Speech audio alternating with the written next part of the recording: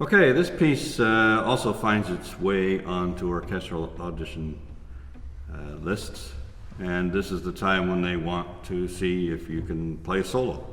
And this particular excerpt is from the William Tell Overture, and so this is what starts the whole opera. Of course, the only thing that has survived from this opera is this overture, and it ends, of course, with the famous Lone Ranger theme.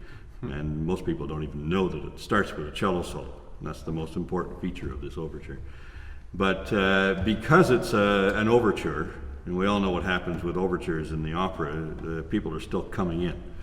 And often, with their best attempts, there's usually still a fair amount of ruckus going on in the audience. And they turn the lights down. So you have to start this thing so that people know that you've started to play.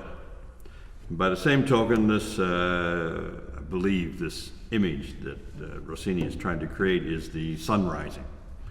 So you are beginning to wake everybody up. And so for that, we won't do this whole thing all at once, we'll just do it in bits, I suppose. And then just see if we can get that image, and yet at the same time announce to everyone that the piece has started. Okay.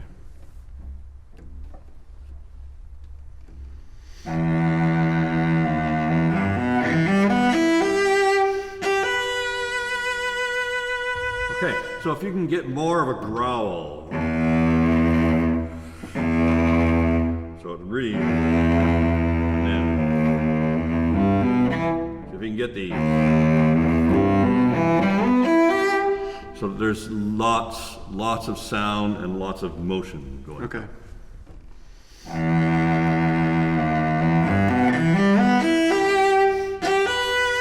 Yeah, it sounds I think it needs to be more rubato.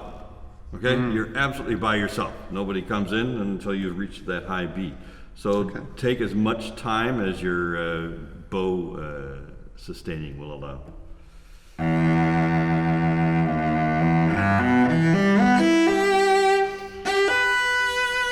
Good.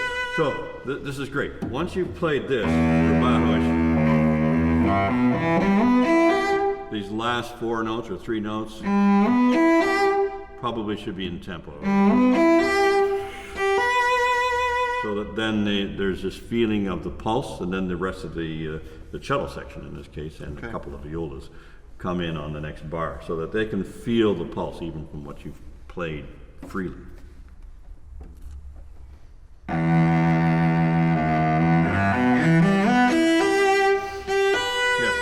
How much can you save your bow on this one?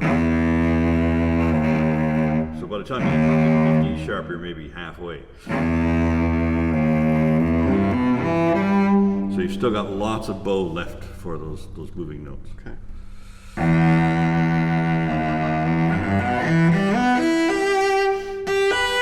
That's good. Okay, and then well, let's do it again, and I'll come in with a second part so we know what's going on.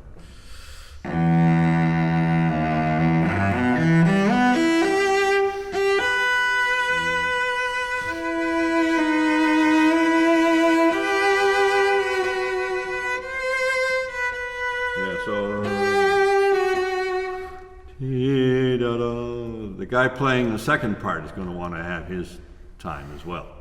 So he's going to be going, and then you play. So don't come immediately afterwards. Okay? I'll just play that. Play your B.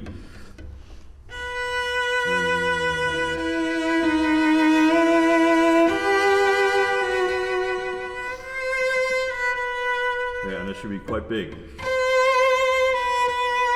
The instigation. So you're sitting like this, and then you have and then take as much time as you want. Okay. So from this thing.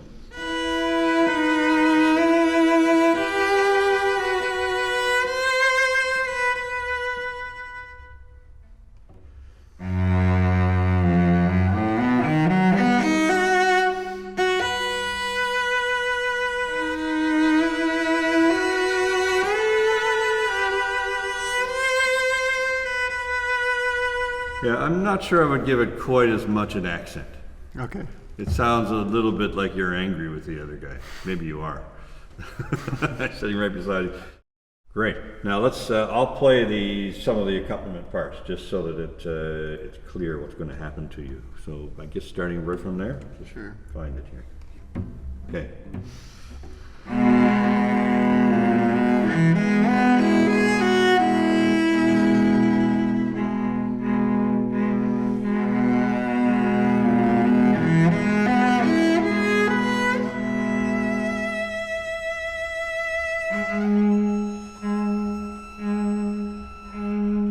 Okay, so once you give your notice that you're going to go, then you have to do that. Okay. Just one more time from the very last one. This one I think you can get away with being taking a little bit more time. Sure. Use a bit more rubato. Just make it clear. Do it from the first one so that we can see exactly what you're intending to do. But I think you can still get it so that when you start your arpeggio, you kind of are holding it back a bit. Okay. Okay.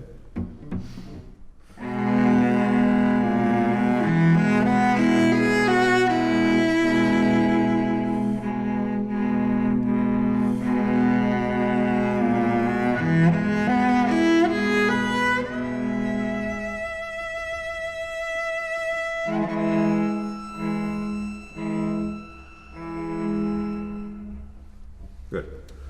That's great.